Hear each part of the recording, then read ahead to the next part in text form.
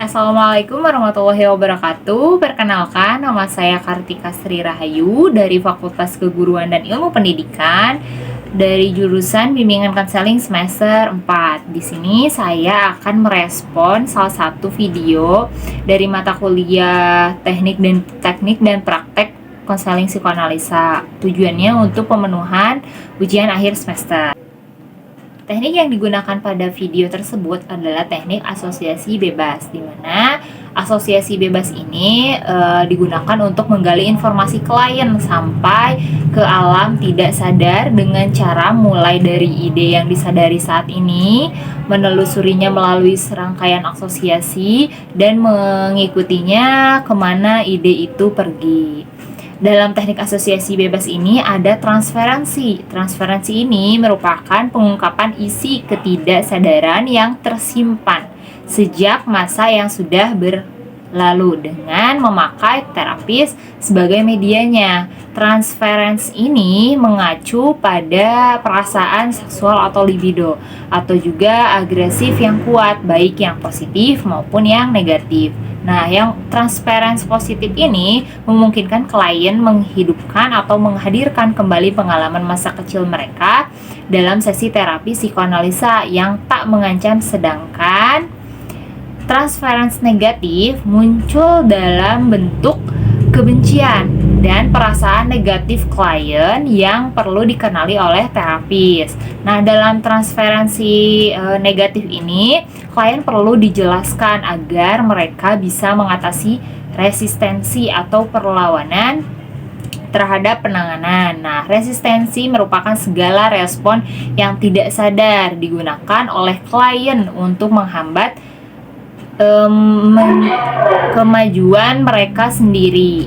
Selama terapi, upaya pengendalian resistensi bisa menjadi sinyal positif karena ini berarti terapi mulai meninggalkan ranah yang superficial.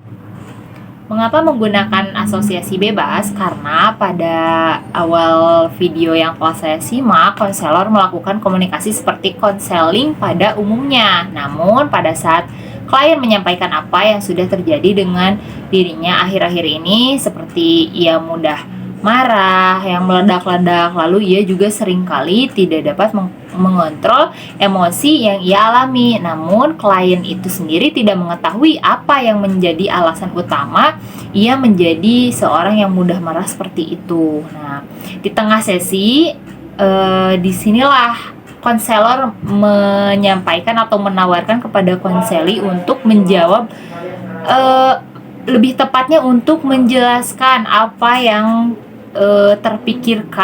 pertama kali terpikirkan setelah nanti konselor menyampaikan beberapa kata. Nah, di sana klien pun menyetujui, dan di akhir sesi konseling ini pun konselor mengantarkan klien untuk menghubungkan nih apa yang sudah ia jawab pada sesi konseling kali ini. Nah, agar pada akhirnya secara tidak sadar konseli akan terbawa untuk memahami apa yang sudah terjadi dengan dirinya akhir-akhir ini. Nah, pada akhirnya kan klien itu mengatakan bahwa ia memang lelah dengan hidupnya, ia merasa sendiri, feeling lonely gitu ya. Jadi kayak merasa tidak ada yang bantu gitu. Bahkan pasangannya pun hanya bisa mengurung dia di rumah, tidak boleh mengekspresikan diri untuk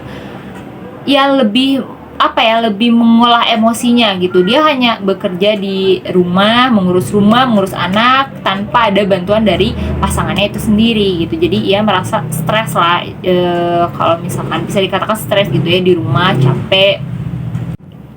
Nah, dari sana konseli pun atau klien pun menyadari bahwa oh iya, dari proses nih atau sesi tanya jawab ini atau sesi asosiasi bebas ini, dia dapat menyimpulkan bahwa dirinya mengalami stres karena dia merasa kesepian, karena dia kelelahan, dia merasa bagaikan dirinya seperti lajang seperti dulu gitu ya, seperti tidak punya siapa-siapa yang bisa membantu dia, sedangkan dia sendiri juga butuh kebebasan gitu.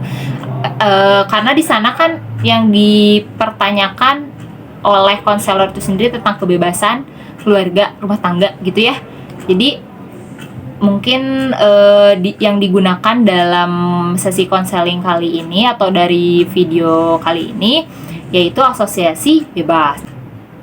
Nah, bagaimana jika teknik asosiasi bebas ini diterapkan pada konseling di sesi konseling di Indonesia? Nah, jika teknik ini diterapkan pada sesi konseling di Indonesia, maka akan lebih mudah membantu klien untuk mengutarakan masalahnya, sehingga akan lebih mudah juga nih untuk konselor untuk memahami masalah klien dengan peristiwa yang sudah klien alami. Sekian respon yang saya berikan untuk seputar video yang berjudul Psikodinamik Terapi Roleplay Defense Mechanism and Free Association.